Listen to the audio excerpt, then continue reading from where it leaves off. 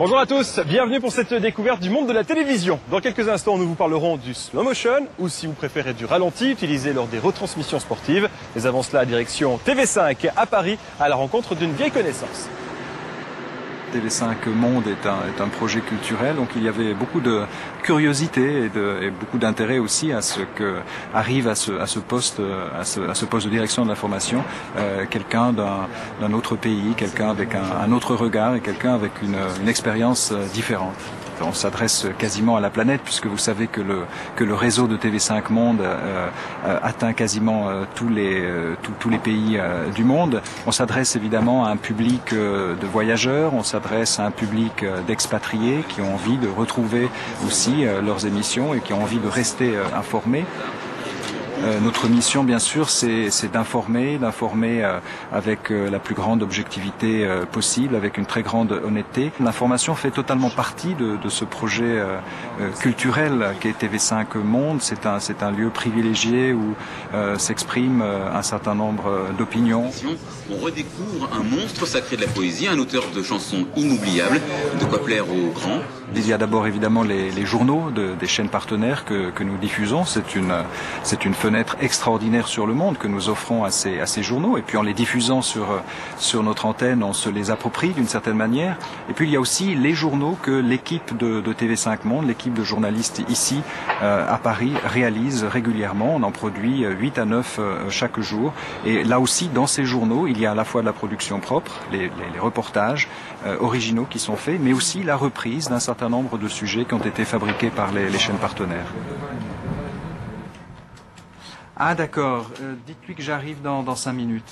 Et vous retrouvez partout toujours ce souci de confronter les points de vue, d'amener à l'antenne les reportages les plus originaux ou les magazines les plus intéressants qui ont été produits par les chaînes partenaires ou produits par nos équipes ici à Paris.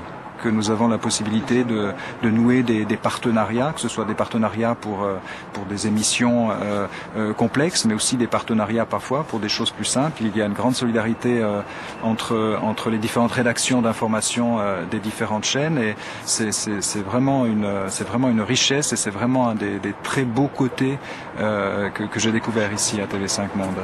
Nous avons produit il y a quelques jours une grande émission de direct où nous avons suivi l'élection d'Obama. C'était un peu un retour aux sources. Cela faisait plusieurs années que TV5 Monde n'avait plus produit des directs d'une aussi longue durée. Et d'ailleurs, nous avons été repris par un certain nombre de pays, dont la Belgique, ce qui est une reconnaissance pour notre travail.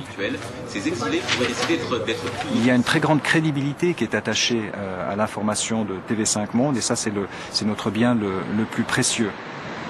TV5 c'est à la fois une chaîne de télévision mondiale très compétitive parce qu'on est dans le peloton de tête des 3 principaux réseaux mondiaux de télé, 180 millions de foyers dans le monde, 54 millions de téléspectateurs par semaine. Le gros morceau c'est l'Afrique. Ensuite, il y a l'Europe qui est le deuxième gros bassin d'audience. Et puis à égalité, on a le continent américain et le monde arabe, qui a à peu près le même nombre de téléspectateurs. Et l'endroit où on a un peu moins de téléspectateurs, mais c'est aussi là où on les mesure le moins, c'est la vaste Asie. La musique de beaucoup plus près. Et puis c'est aussi, je pense, un objet télévisuel non identifié, parce qu'il n'y a pas d'équivalent dans le monde d'une chaîne de télé généraliste et mondiale, francophone, multilatérale. Donc ça, c'est notre signature très très très originale, il n'y a pas d'équivalent. Donc notre challenge, c'est de donner de la cohérence à la diversité. Mais la diversité, c'est un privilège. C'est extraordinaire d'avoir tant de sources de programmes, tant de visions du monde différentes. Et nous, on essaye de les agencer pour que ça crée une identité forte et qu'elle soit marquée partout dans le monde.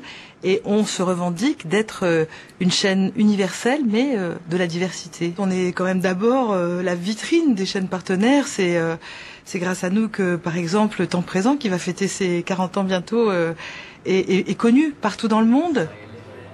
On a 3 types de défis autour du réseau, de nos contenus et de notre marque. Le réseau, c'est notre bien le plus précieux. Il faut le consolider, notamment en développant notre sous-titrage, parce que la langue française n'est pas une barrière, mais un pont vers d'autres espaces culturels. Et puis surtout, il faut conquérir l'espace du média global, c'est-à-dire le web TV, télévision sur mobile, télévision out of home, tous ces nouveaux supports, on doit les occuper. Le deuxième point, c'est le contenu. Nous, on estime qu'on peut faire de l'audience avec du sens. Et que c'est même ça notre signe distinctif. Et nous revendiquons, par exemple, en matière d'info, d'avoir des regards croisés, des points de vue différents sur l'info. C'est notre richesse parce que le téléspectateur citoyen en tire sa propre position sur les événements. On ne lui impose pas, on lui laisse le choix. En matière de cinéma, nous voulons développer la diversité. Par exemple, sur TV5, on a beau être une chaîne francophone, on veut utiliser le cinéma de la Suisse alémanique. On le sous-titrera en français ou on aura une version française, mais on joue la carte de la diversité parce qu'on veut représenter toute la Suisse à l'étranger. Et puis, en matière de marque, il nous faut marquer notre différence, dire que nous sommes une chaîne engagée aux côtés de grandes causes. Nous serons là pour le statut des femmes dans le monde, pour le développement durable, pour les handicapés. Nous sommes une chaîne de service public et c'est ça aussi notre marque de fabrique sur la scène internationale. Et c'est toute la beauté de ce projet de mélanger les forces de chacun et du coup d'être plus fort collectivement. C'est un peu plus que 5 x 1, TV5, il y a 5 partenaires, mais quand on fait la somme des 5, on va très très loin, bien plus loin que 5. Intéressons-nous maintenant au slow motion, ou si vous préférez, le ralenti utilisé lors des retransmissions sportives. Comment fonctionne-t-il? Réponse avec ce reportage.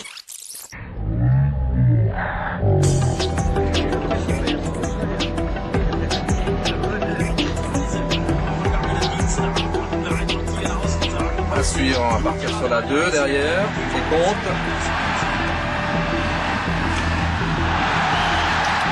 Alors là, on est dans la régie du car 4, c'est le plus grand car de la TSR. Alors voilà, ce soir c'est un match du championnat de hockey, Servette contre Ombrie, c'est une configuration on va dire classique, c'est 7 caméras, 5 caméramans, 2 caméras fixes derrière les goals, donc il y a 7 sources ce soir à gérer. La différence entre le sport et toutes les autres émissions, c'est l'improvisation. Le sport, on ne peut jamais prédire où ça va aller, comme ça va partir. Et là, d'où l'importance des fois pour revivre les situations, on a la captation directe, puis pour revivre les situations, on a les ralentis. Et donc on a les 7 caméras qui deviennent des sources de ralentis pour revoir, analyser la séquence pour les commentateurs. Si on veut décrypter des choses, on veut voir les gens transpirer, on veut voir leur angoisse, leur déception, leur rage et leur joie. Et ça, le ralenti, c'est vraiment une source inépuisable. Et on a 2 opérateurs ralentis et donc ils doivent gérer ces 7 sources. Elles sont partagées 4 pour un, 3 pour l'autre. Et moi je vais appeler les différentes sources de ralenti qui me semblent pertinentes pour analyser l'action. Et les scènes de top. Et on ressort sur la 3. Ce soir, je suis au service de Marc pour lui proposer des ralentis dans le cadre de ce match de hockey. On enregistre 4 caméras sur 4 différentes positions différentes que l'on peut sélectionner grâce à une télécommande que l'on a à disposition.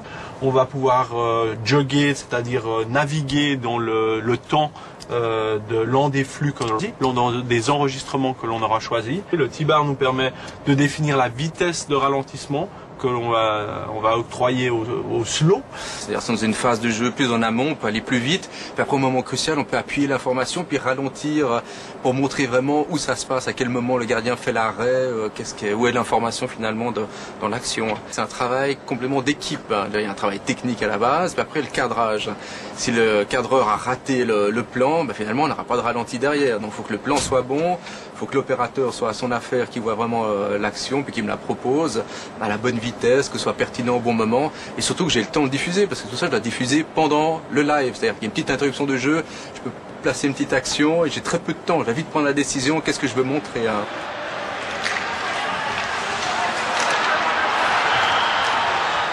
Voilà, Grand Angle, c'est terminé pour aujourd'hui. On se retrouve dimanche prochain pour d'autres aventures télévisuelles. D'ici là, je vous souhaite de passer une très belle semaine et un bon dimanche. Au revoir.